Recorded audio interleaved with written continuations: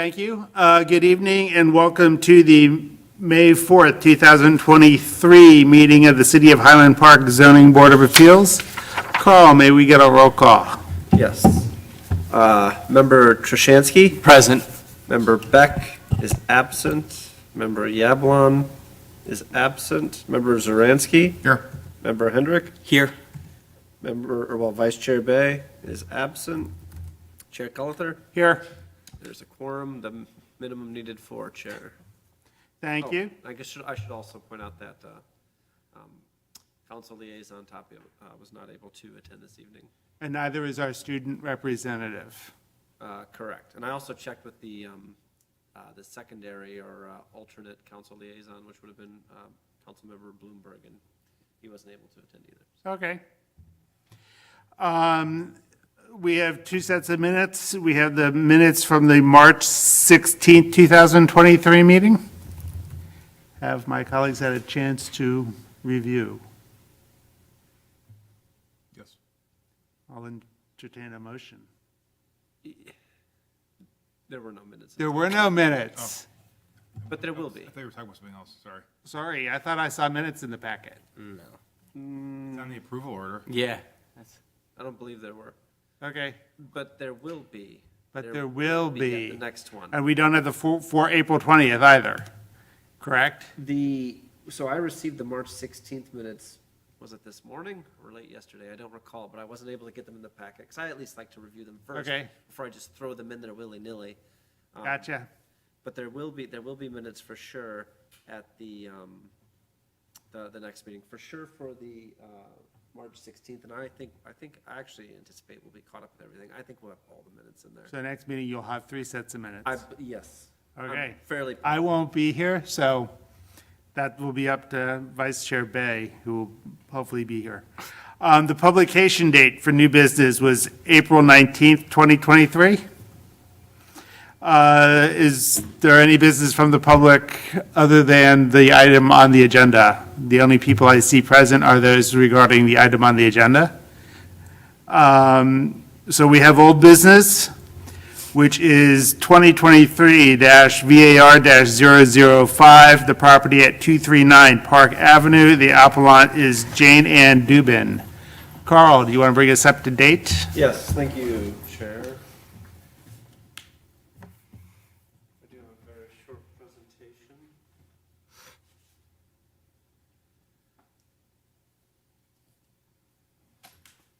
This presentation is not actually 18 slides. Most of those slides are from the prior presentation. Okay, thank you, everybody. I'm Carl Burhop, Senior Planner with the Community Development Department, City of Highland Park.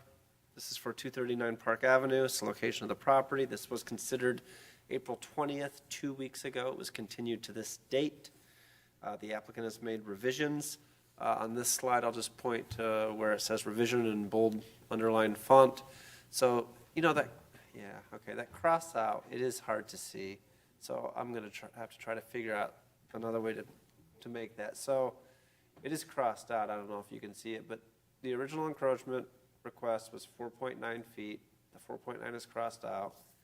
The encroachment's been reduced to 2.9 feet, a reduction of 2 feet. That is the revision.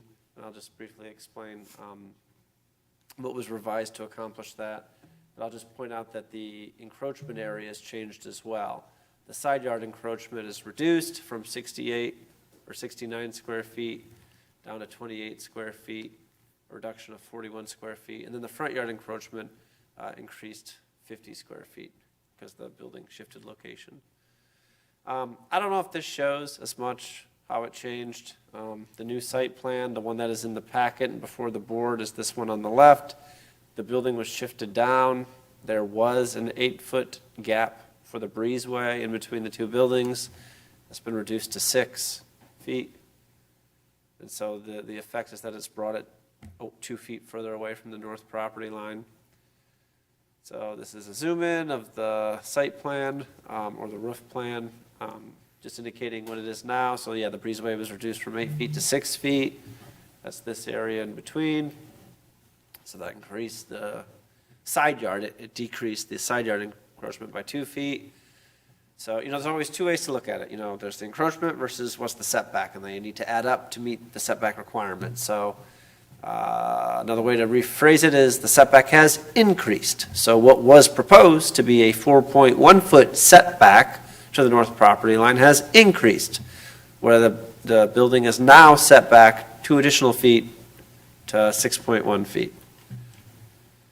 Yeah, this is just, this is the old one. This is the old one. This is from April 20th, in case the board just wanted to I don't know what that shows necessarily, but it decreased 2 feet. Actually, I do want to point out the landscaping slide. So I do want to point out, I did include this in the packet. So the board should know that if they adopt the packet, they're including it with the site plan. And of course, that's up to the board if they feel that's necessary or not. But to make it enforceable, it needs to be part of the approval order. And I can't remember the number, it was in my memo, but there's whatever number of arborvitae that are proposed to be planted just south of the property line and some other vegetation to act as screening and buffering. I feel like I missed a slide.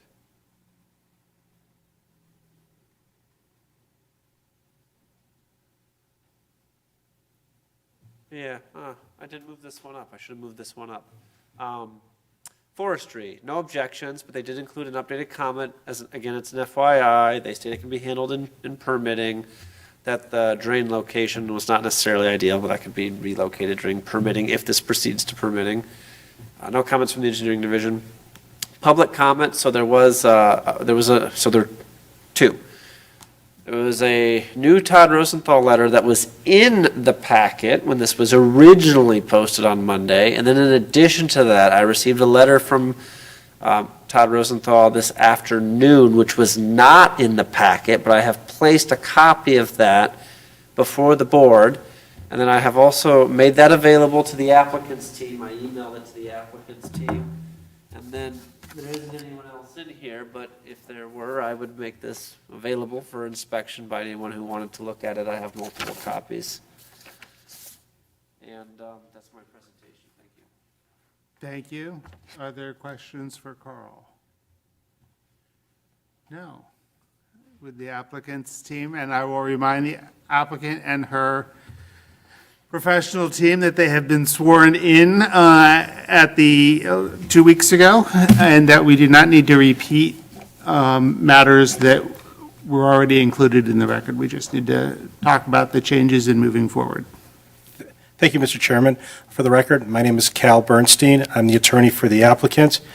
Carl does such a great job with his presentation and detailing the changes. I would like the ZBA to know that we listened to what the comments were last time. We listened to the comments of the neighbor.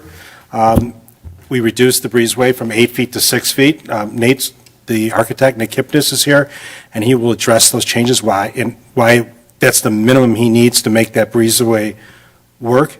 Now, as proposed, the encroachment is 18 inches more than the existing non-conforming structure. So we reduced it by 2 feet. There is that communication from the neighbor that was from last Friday, and then the one from today.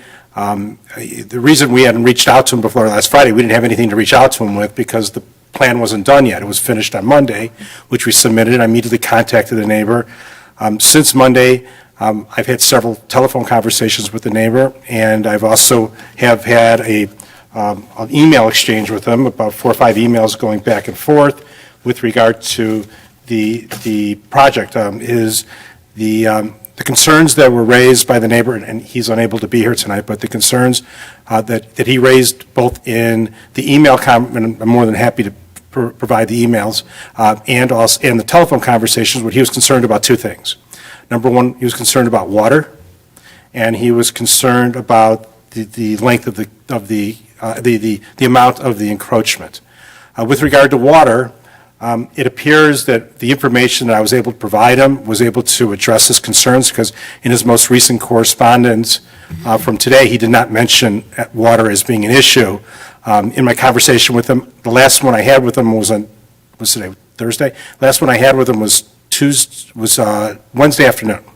And I explained to him how the water would be dealt with. And with regard to the the length of the encroachment. He asked me yesterday if there's any way we can reduce it by a foot or maybe even 6 inches to try to bring it in even closer, which is we consider de minimis amount. But after consulting with Nate, I advised him that it's not practical to still have a functioning breezeway, and reducing it by the 6 inches that he's requested. He said he would take my comments under advisement and get back to me. And he never emailed me again, and I left him 2 messages and didn't return my call. So we've tried to work with him. We did create this landscape buffer to try to mitigate any impact that may be on his property. Is just to remind you that there are no windows on that elevation where it's facing. That's his garage, his 3-car garage, and we did the best we can to basically camouflage this. I'm going to explain to him that, the alternative, if my client, one of the alternatives possibly is, as a matter of right, this is a very large lot. They could build a 5,000 square foot house, 30 feet high, and that could be 9 feet from his property line. But he indicated that he would think about it and get back to me, and then the letter was the response, I guess, for him getting back to us. I'm going to turn it over to Nate, and I'm going to ask him to just describe the changes he made in a little more detail and how the breezeway would work and why 6 feet is the minimum that can accomplish to allow the place to function. And then I'm going to come back and I'm going to specifically address standard number 1, because I know that standard was brought up at the last meeting, and I think that probably demands a more thorough look at. Thank you. Nate? Thank you. I'm Nate Kipnis. I'm the architect, and I want to talk about a couple things. I want to just start with the landscaping and the water. So the water, we haven't fully worked that out yet. We are showing, and like was mentioned, the location of that area drain is likely to change. During permitting, we will get that to work, and the code is to not put water onto a neighbor's property. So we will accomplish that. And then we've got the other part I want to talk about is the breezeway. So it was, in the existing form, it's 10'2". There's a little limestone planter, and that's the 8-foot clear that we've been referring to before. But actually, from building to building, it's 10'2". And Carl, there's a picture, one of the photographs, I think it's the last one, if it's on here. You looking for the photograph, sir? Yeah, there's a couple images, but one in particular shows the corner window in the office that, one more. Nope, one more. So this is looking actually from the backyard towards the street, and you can see the corner window on the office there. And so right now, that's 10'2" away, and now we're going to put it 6 feet away. And we're being asked to consider bringing it in another foot, which just is not going to work. So just for reference, that desk there, it's angled, so the short side is 5 feet and the long side is 6 feet. And getting down to 5 feet, that's actually the short dimension of the handicap bathroom downstairs, just kind of for mental, how tight that is. And to have that wall move in that much, it's basically half the distance, 10'2" to 5 feet. So we want it at 6 feet. Any narrower than that really is really difficult to work with. And it also impacts the look of the house from the front because it's a breezeway, it's not a hallway. And we really want to keep it at 6 feet. And I think we've made a nice concession to bring that in. I think that's really the gist of it. Any questions for me? Yeah, just, I guess why would reducing the breezeway to, by another 6 inches not be functional? Because I think Carl mentioned. I think this is like a slippery slope, like when do you stop this? And at 5'6", it's a wall right outside her office. And it's just getting to the point where it's turning into a hallway. And architecturally, the proportions of that opening are quite big right now. It's almost a square. it's a horizontal rectangle, and it's going to go into a vertical rectangle as you start narrowing it in. It's going to really change the feel of it. We've had to move the condenser out of there. There's nowhere to put that. But, you know, if you want to like start slicing it, what's 1 more inch, what's 2 more inches, you know, at some point you have to say, this is really changing it. And I really feel like 5 feet is really tight. 5, 6, again, like where do you draw the line? 6 feet seems like a nice compromise. We would have preferred the 8 feet. And the impact to the neighbor, if you can go to the, there, actually, well, I don't know if it's in this packet. We sent the solar study. I don't know if you, yeah. So this is the worst day of the year. This is December 21st. That's in the morning on the left at 10 a.m. That's the shadow that this building would cast onto a garage, a non-habitable garage that has no windows. That's the worst-case situation right there. You should clarify, I just want to understand that. So south is down. So the shadow in the morning, so east is over there, the sun's rising and it's casting a shadow that way at 10 a.m. Obviously, you know, at 9 a.m. it'll be a little worse, but it's very low at that point. But here at 10 o'clock, that's the shadow that would, and you can see the neighbor's house up at the top. So the dark area is the shadow, and that would touch that and go up the wall a little bit, but there's no window there. And then at noon, and then in the afternoon, the sun's coming from the west. So that's the worst-case situation. That's with us moving it back the 2 feet. But even when it was 2 feet further, it's casting a shadow onto a part of the building with no windows. Member Hendrick. So, following up on his question, I guess what I am trying to understand, I don't think that the shade and sun are issues. I think that it would be minimal based on everything presented. My issue, as Cal kind of suggested, is our standards, and the first standard in particular. And can you explain to me why?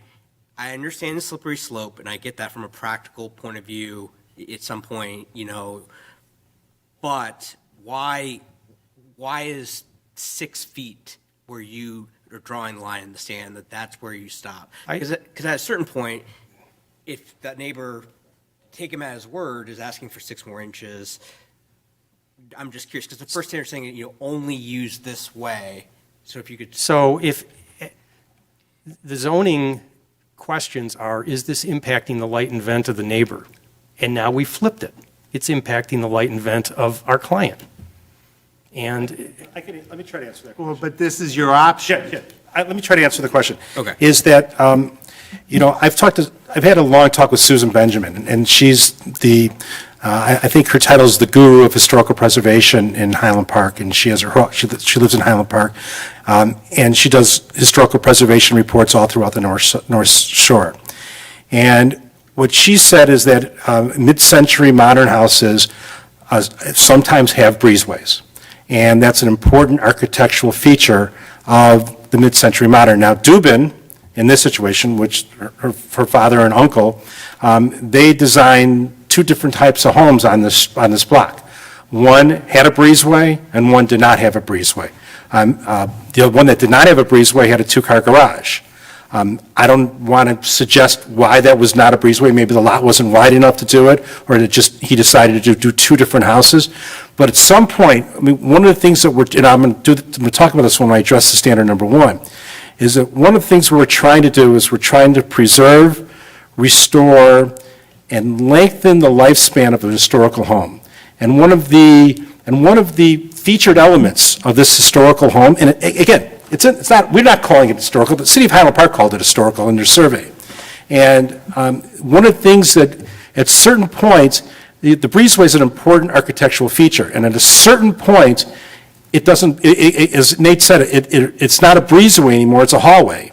And the question is, another 6 inches, is that worth risking with regard to losing that architectural that architectural structural element, and it no longer is a breezeway, and now all of a sudden, one of the things about historical preservation is that you want any addition, and they're okay with additions to historical homes, but they want the addition to look like it's always been there, and it doesn't detract from an historical feature of that home. And talking to Susan Benjamin, talking to Nate, they feel that if we move it in too close, that it loses that element, and it removes one of the more important aspects of that home that makes it historical.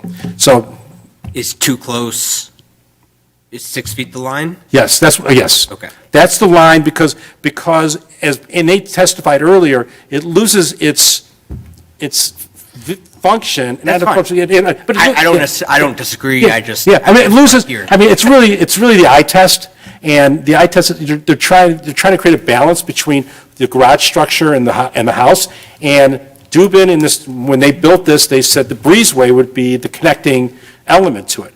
And at a certain point, we lose that element. And again, it's not a rule. I mean, it's just talking to the people who know about historical preservation. At a certain point, you lose that. And that really goes with the comment that's in the letter that we received this afternoon. Just do away with the breezeway. Okay, well then, this home loses an important historical structural element. It gets to the point, it takes away something that makes this house special, and could increase the chance in the future of someone saying, it's really, it's a small little house on a very large lot. I mean, getting to your reasonable return, the best return for this property is to do a tear down and build a 5,000 square foot house that's 30 feet high. And that's really the best return you can get from this property. But we have an applicant here who, from a labor of love, is trying to restore and upgrade and increase the lifespan of a house that the city of Highland Park is determined to be very significant. I would just add, Significant, but not necessarily historically preserved. No. Otherwise, we would have seen paperwork from the Historic Preservation Commission. there's actually been a lot of work going on the house of late. Yep. I'm going to give you a pushback on that, Chairman, is that this does not go in front of the Historical Preservation Commission because this house is not landmarked. And the reason, and the only way it can be landmarked is if the applicant the applicant, Highland Park a couple of years ago did away with that involuntary landmarking of property, and this house could have been a candidate for that before they changed the ordinance a couple of years ago, because people felt that was a taking. So Your client could go before and ask for it to be historically preserved. And Excuse what me? would that do to this application? Wait. If your client chose to go and have it historically landmarked by the Historic Preservation Commission, since you keep calling it an historic. No, I don't call it that, the city of Highland Park does in their survey. But they haven't landmarked it. Well, So if your client went and asked to have it landmarked, what would that do to your application? Okay, so if it was a landmarked house, and this board, maybe not recently, but there's been landmark houses, I presented a case on Vine, a house that had been landmarked. The process for updating a house that has been landmarked is you first have to go to the Historical Preservation Commission and receive what's called a certificate of appropriateness. And that certificate of appropriateness, they would look at through the lens of historical preservation. Is this preserving the historical nature of the home? And I don't remember if you remember that house on Vine, but it was putting a garage on the house and also doing a kitchen addition. And the Historical Preservation Commission granted the certificate of appropriateness. Then it came to the zoning board. And in that case, we were here for a heritage tree, to remove a heritage tree in order to enlarge the footprint to allow for the kitchen to be enlarged. And the people got their variance, and they spent a boatload of money, and they completely restored and updated an historical home. So what I'm asking you is that's actually a very important point, because I'm asking you is also looking at the lens through historical preservation. If you look at through the lens of a certificate of appropriateness, if we would brought this to the Historical Preservation Commission, which I appear regularly in front of them, I'm pretty sure they're going to say, preserve the historical, the structural element, and we would recommend to the zoning board that that we would, that, I don't know if they would recommend, but they would issue the certificate of appropriateness. Because actually, I have talked with one member of the Historical Preservation Commission about this case, and she's the one who says you should preserve the historical structure, the historical element. Thank you. That's actually what I was looking for. I was trying to do my best John Houseman from Paper Chase. Yeah. I guess I didn't get the leading question right at first. Yeah, Okay. which was, if it had My been, name's not Mr. Hart. historically landmarked, Yeah. where would we be? Because you keep throwing out that language. Now, I will say this, there is a process the city has for doing that. And again, the city recognizes that historical homes should be updated and they should be kept current, because otherwise, if they're not, the public policy is that they would be torn down eventually. Now, a landmark is a little different. That's a different situation, because at a landmark, reason why people don't landmark their homes is that you lose control of whether you can do a tear down or not. Because then you have to go to the certificate, you have to go to the Historical Preservation Commission to get that. Great. Okay. So, you ready for me to go? Oh, go ahead. Sorry. One more question. You mentioned that if you were to shorten the breezeway by, let's say, another 6 inches, it would become more of a hallway. So I guess my question is, within the field of architecture, what's the distinction between a breezeway and a hallway? Well, I think, the word architecture is art and technologies. There's an art part of this, and it isn't so scientific. But I would also say that, this is a excellent example of something where there's just a lot of compromises. If we had if the property line wasn't there, then this wouldn't be a big deal. We would add the two-car garage. But we've got that pushing on us, and then we're moving it, and at some point, it gets too narrow. And we've got the window in that office as well. And a corner window, which is a very mid-century modern element, would, you're going to be looking at a wall 5 feet away, 5'6" away. I can't tell you, this is once you hit 5'11.5", that's it, But as you keep moving it in, we're making an accommodation to what was asked. No, and I understand that. I was just wondering if there's a difference between a breezeway or a hallway, or if you can use them interchangeably, or, Well, is there like a term, is breezeway a term of art that I think- means something other than a I think hallway? a hallway is, the definition is a narrower space than a breezeway. I don't think I've ever seen a breezeway quite this tight. Most of the time when I see mid-century modern homes, the breezeways are maybe from that size bigger.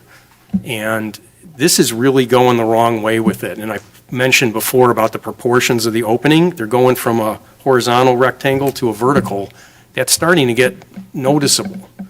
And, if I had my way, I wouldn't reduce it to 2 feet, because that's where it's starting to really be noticeable. Okay.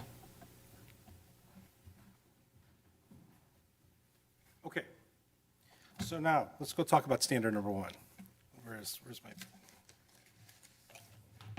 I'm just going to break it down, and we generally don't do this, but since there was so much discussion at the last meeting, I thought that it'd probably be productive. The first portion, and there's actually 2 real operative portions of this standard. The first one is the property in question cannot yield a reasonable return if permitted to be only used under the conditions allowed by the regulations of the zoning district in which it's located. So let's talk about what the property is. The property in this situation is not just the land, but it's also the historical home. And again, we're not calling it historical. It's significant. The City of Highland Park has found it to be a significant home. So the question is this property, it cannot be yield a reasonable return permitted to only be used on of the conditions allowed by the regulations. Again, we have an historical home which we're trying to update, restore, lengthen its useful life. And one of the ways to do that is have a 2-car garage. The other Dubin homes, the other 2 Dubin homes on the block have 2-car garages. The neighbor, Mr. Rosenthal, has a 3-car garage, although he said only 2 actually function, but he has 3 bays. So it's reasonable to want to upgrade this house to have that same type of element. But at the same time, we're trying to update it and, as we talked about, preserve an important historical feature. And that's not me calling it, it's other people who know more about historical preservation than I do. And the only way to do that is to seek a variance. Now, there's two variances we're seeking tonight. The first one's the front yard setback. I think that's a no-brainer. I mean, this house is, this basically lot's unbuildable without, just the way, because the city interprets the easement part, the right-of-way and is where the starting point of the setback of the front yard. I think we can all agree that that's pretty much a given that you cannot get a reasonable return if permitted only to use based on that. So now the side yard is where we're talking about.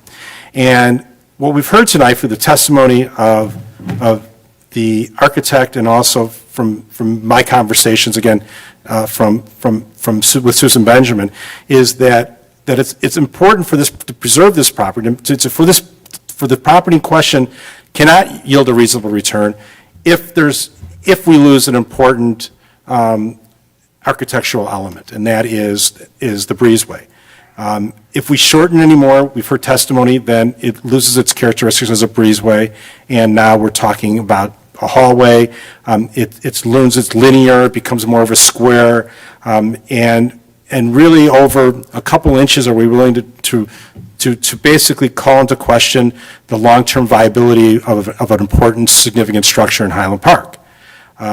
Again, the best return on this house is tearing it down and selling it and having someone build a 30-foot house there because it's a large piece of property.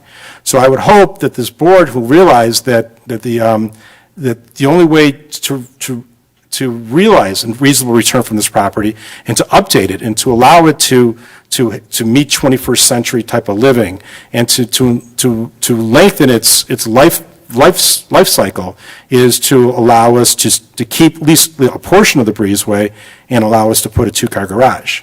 I would also submit that, the testimony you heard last time is that there's 2 cars at this property. Right now there's only a 1-car carport. I mean, if this can't be done, I mean, you're basically, you're committing having 1 car either on the street or on what is already a narrow front yard, to having that car there, which I would submit it would also not yield a reasonable return, because it would be prudent and it'd be foreseeable that anybody, whether it's Ms. Dubin or anybody in the future who may buy this house from her sometime in the future, will want a 2-car garage there because they'll want a family and they'll have 2 cars. That's the nature of the community we live in. And every other block on the street, every other house on the street has a 2-car garage. And considering there's also the alternative is that you could put a 3-car garage there and build a McMansion. So I think that we satisfied the first aspect of standard number 1. The second standard, I think, I don't know if it's debatable, but is that this, however, does not mean that granting the variation is based solely on whether the owner can make money from this property. I think that's the opposite.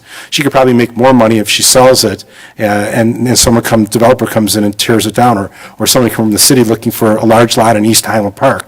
So this is probably not a very prudent business decision of putting this money into this house because it has limitations, but she's in love with mid-century modern architecture. There's a family connection to the house, and so it's obvious that the variation, both variations, are not an attempt solely an attempt to make money from the property. It's actually the exact opposite.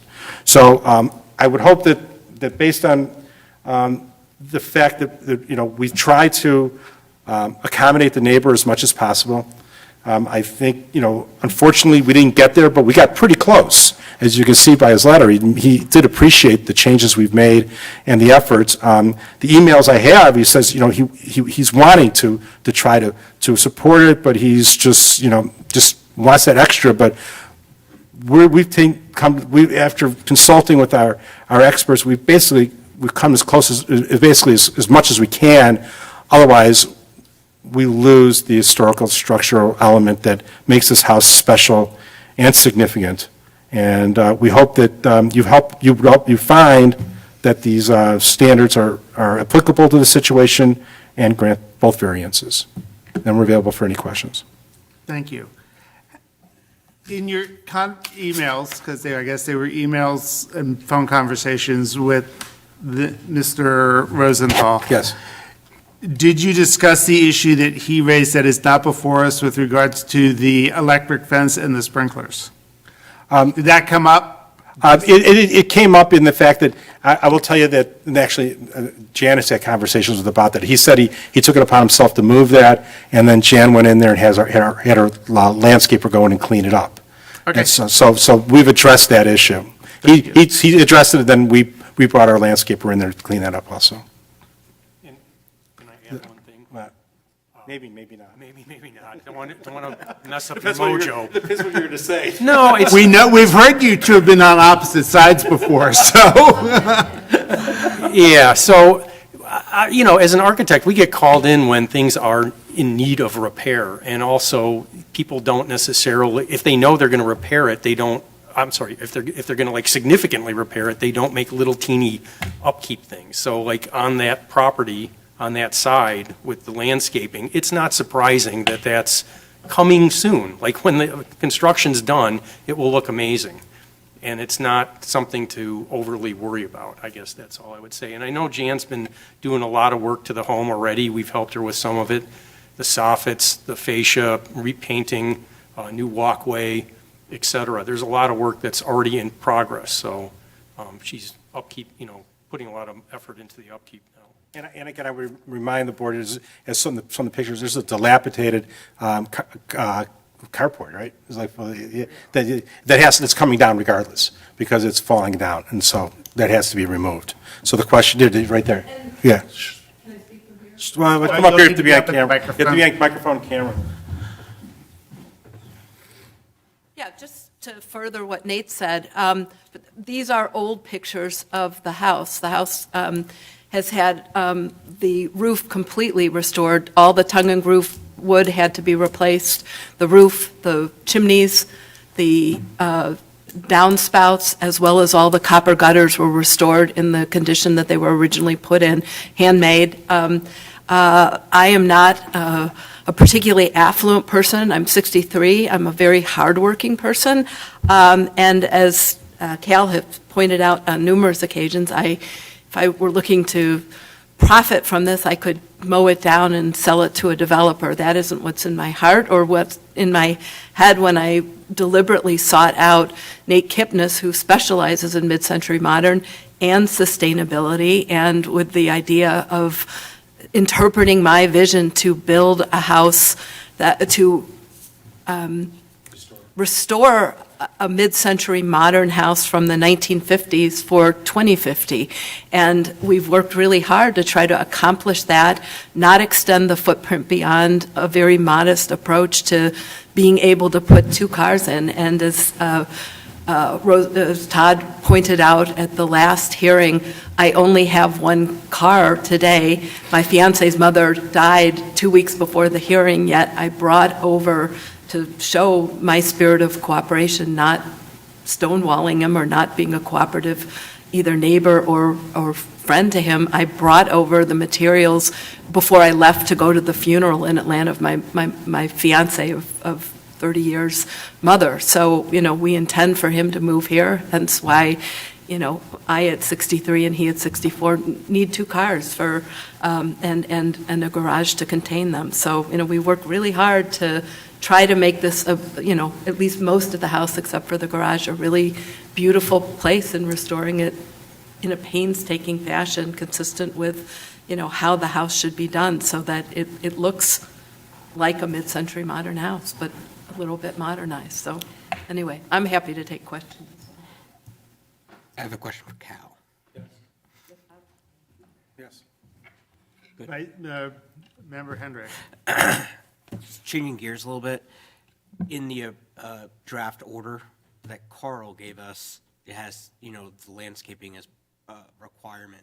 Does your team have any issue with that being in there? No, we actually submitted it. I know, Yeah, just- we're fine with the landscaping, because, my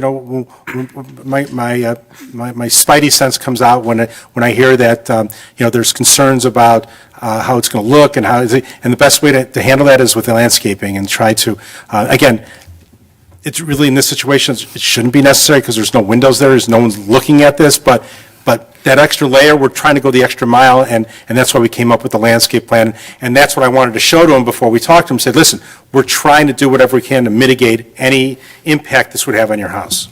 So I have, No, that's all right, don't worry about that. I think the key thing on the landscape plan is the arborvitae. You know, if someone comes back and goes, oh, there's 12 of these instead of 11, you know, I don't know if putting this in the record is setting that up or not. No, we're fine with it. We're fine with the record. We're fine with it. Because we're going to implement this plan. Thank you. Any other questions? Chair, can I make one comment, please? Yes. I think I already stated this, but I just want to say it one more time. If the approval order is adopted, the area drain may be subject to relocation through the permitting process. But other than that, this plan would be part of the approval order. I just wanted to put that on the record so that all parties Yeah. are aware of it. And as we explained to Mr. Rosenthal, until we have, these are just architectural schematic drawings right now. Once, if we get approval, then we do architectural drawings, and at that point, we send to the engineers, who then deal with the water. And the engineering, well, that's where the drainage and grading plan comes in. So there may be slight changes on where the drains are. That's really when the engineer, and it's too expensive to do that this early in the process. And we have to know if we can build the structure before we can engineer it. Thank you. Anything else? Not. Thank you. Thank you very much. And there's no one else present to comment. So we'll begin with Mr. Zuransky.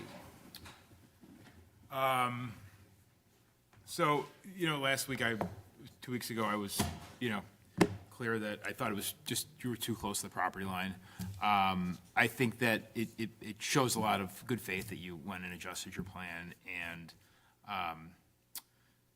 I'm comfortable kind of where it's sitting on the property. I think that you do meet the standards that we are forced to abide by. I think that forcing you to reduce the breezeway, size by even an inch or 2 inches is just, it's doing a disservice to the house and to you. And I think I'm totally cool with the plan as presented, and I'm in favor.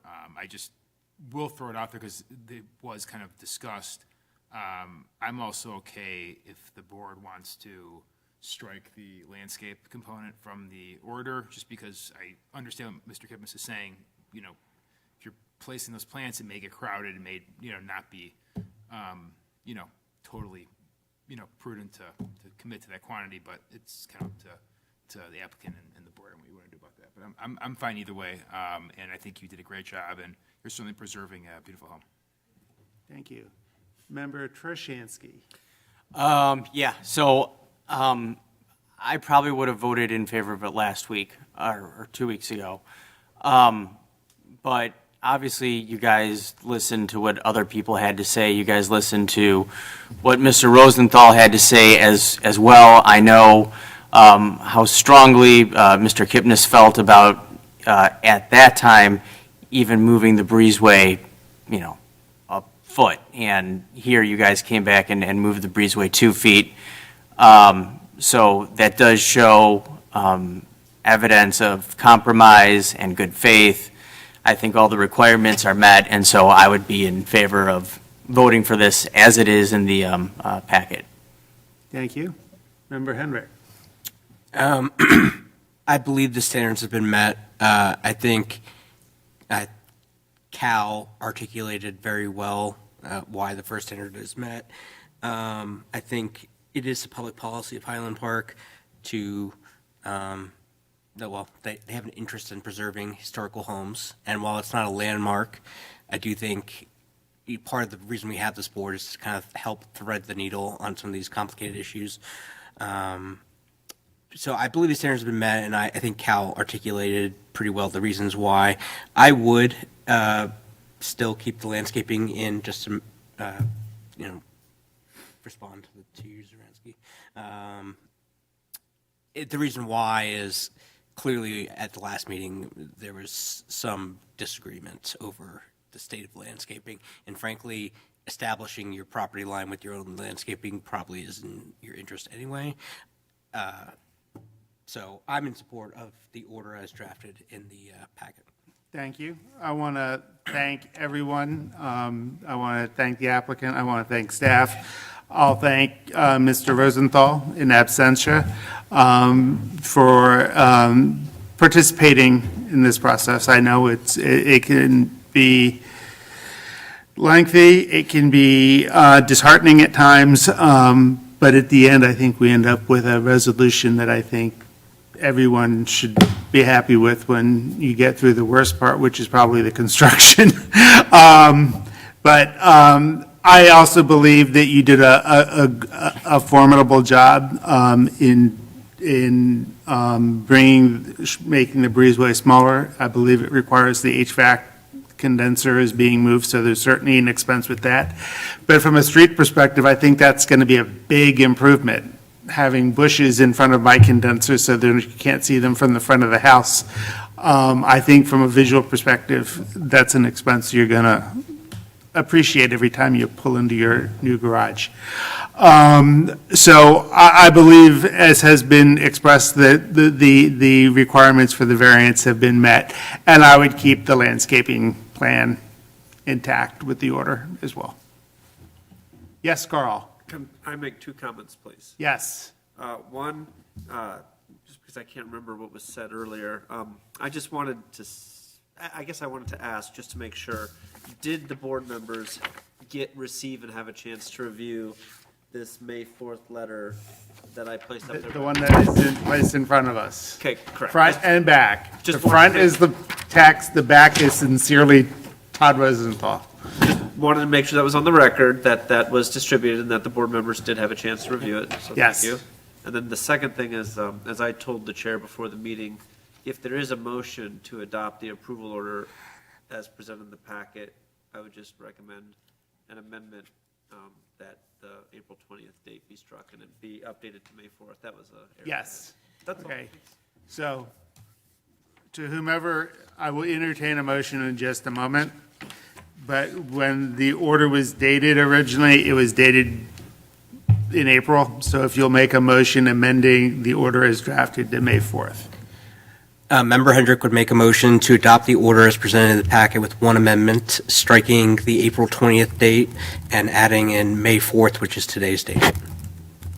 Thank you. Is there a second? Member Trushansky seconds the motion. Thank you. Carl, when we have a chance, we'll take a roll call. Thank you, Chair. That's a motion by Member Hendrick to adopt the order as presented in the packet with one amendment, that the April 20th approval date be struck and changed to May 4th, 2023, seconded by Member Trushansky.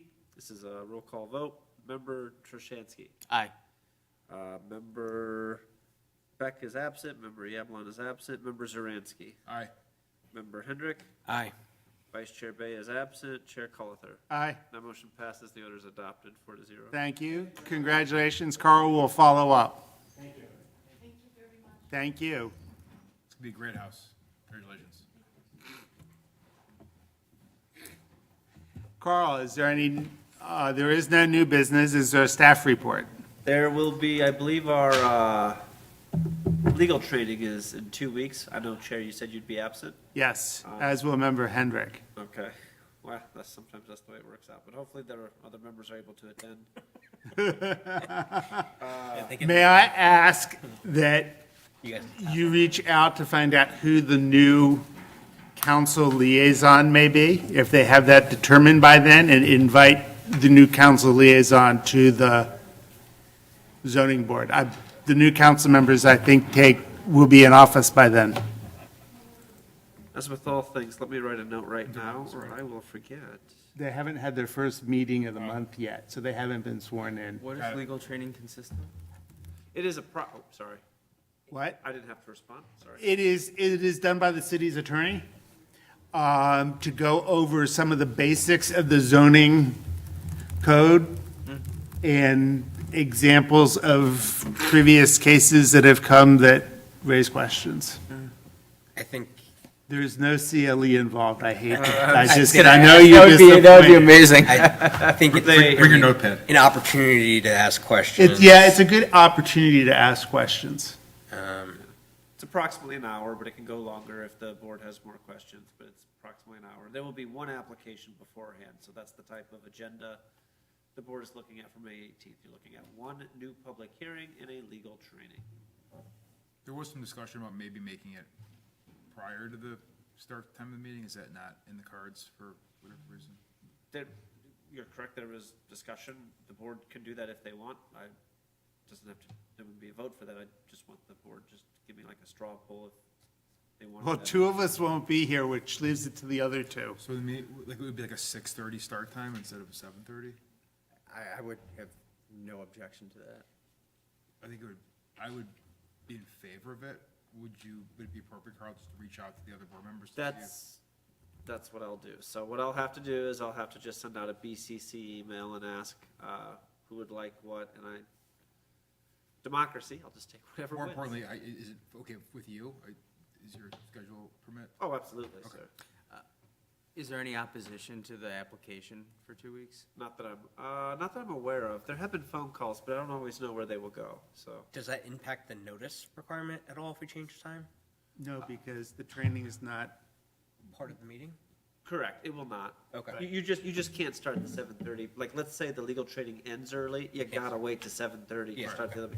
Alternatively, if you go a little bit longer, it'd be polite to cut it off and just explain to people that you're finishing something, right? Yeah.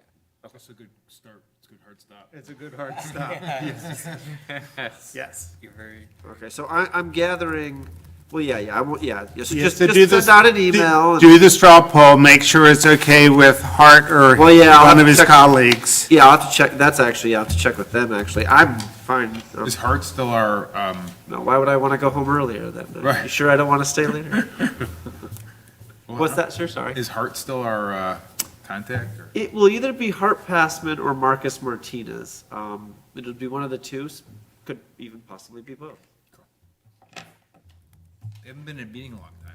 It must mean that we're. We haven't had, we only bring them in when we think it's going to be potential legal issues. I don't think I have any other staff reports. So yeah, legal training, and there'll be one item on the agenda. Great. Thanks. Nothing miscellaneous? In that case, I will entertain a motion to adjourn. Motion to adjourn. Member Zaransky? Member Trushansky seconds the motion. All those in favor say aye. Aye. All those opposed, we are hereby adjourned at 8:23 PM. Thank you, everybody. Thank you. See a few of you in 2 weeks, and a few of you